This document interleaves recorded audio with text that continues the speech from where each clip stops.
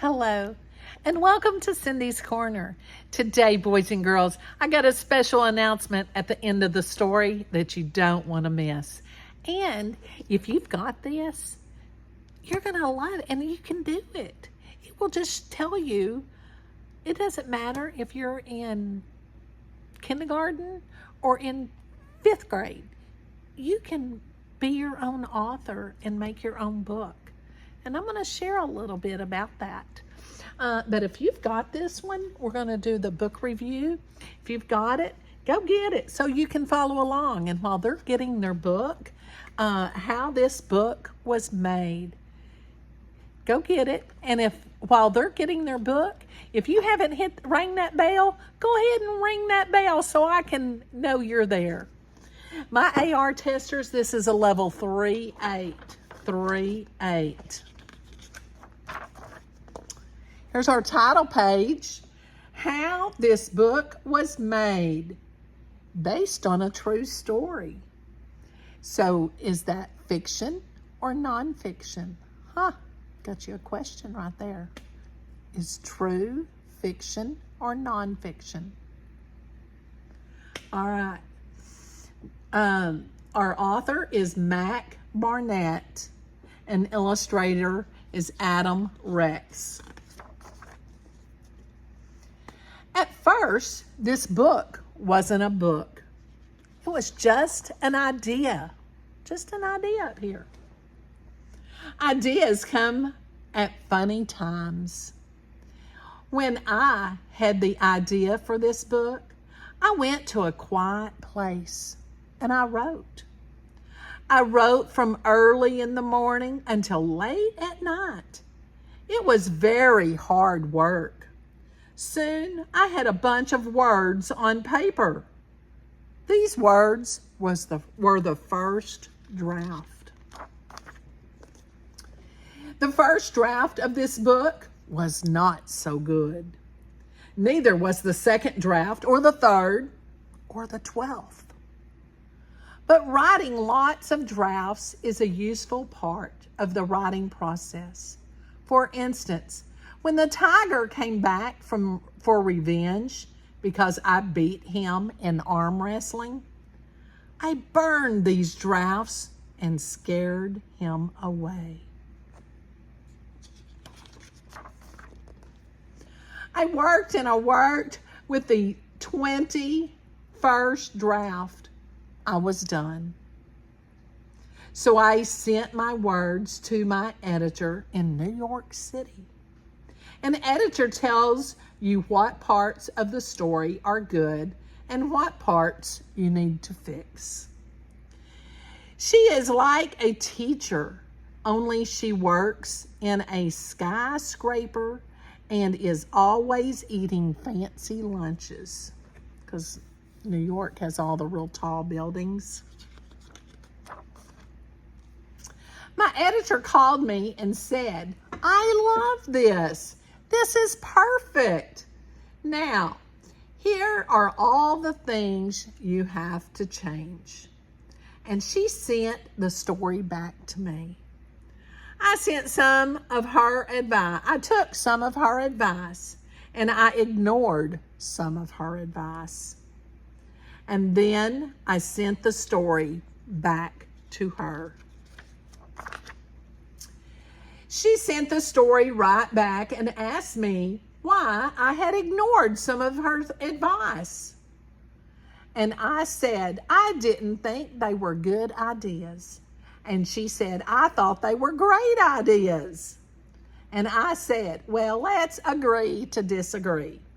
And she said, let's agree with me.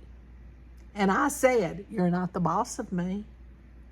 And it went back and forth and back and forth and back and forth until most of the United States of America was crossed out. Many Americans were not happy about this.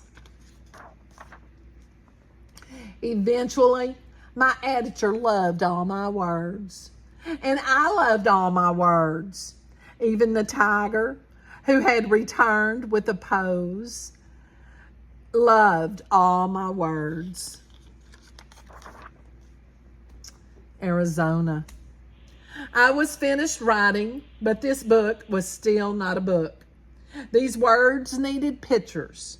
So my editor in New York sent them to an illustrator in Arizona. It took the illustrator a very long time to draw all the pictures for this book. I don't know what he was doing that whole time, but he must have been working very hard. Took a long time. I sat around and waited. Finally, the illustrator sent all the artwork to New York, and his art and my text sat in a skyscraper waiting to be printed. Now, the fastest way to get this book to bookstores and libraries would be to print it nearby in New York or Philadelphia or maybe even in Miami, Malaysia. But this book was printed in Malaysia. Malaysia, where contraptions called printing presses rumble and steam. A lady put the words and the art into one side of the machine, and out the other came this book.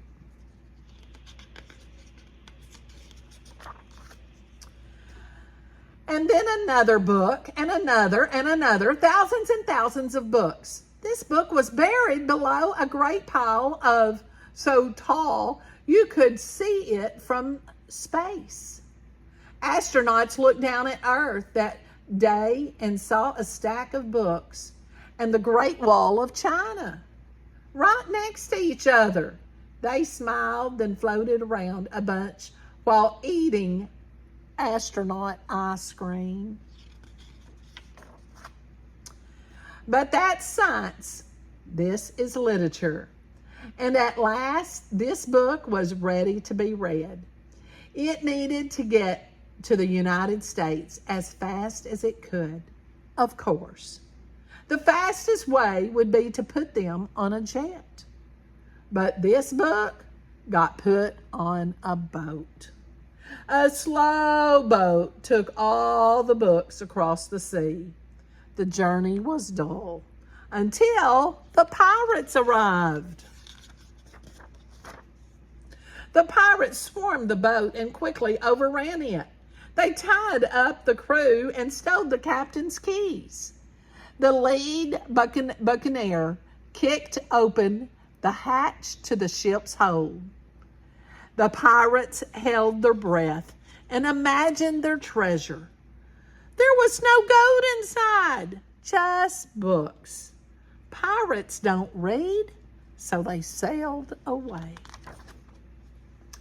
When this book came into harbor, it was put on a truck. The driver put the truck into gear and drove down the highway. He barked hard.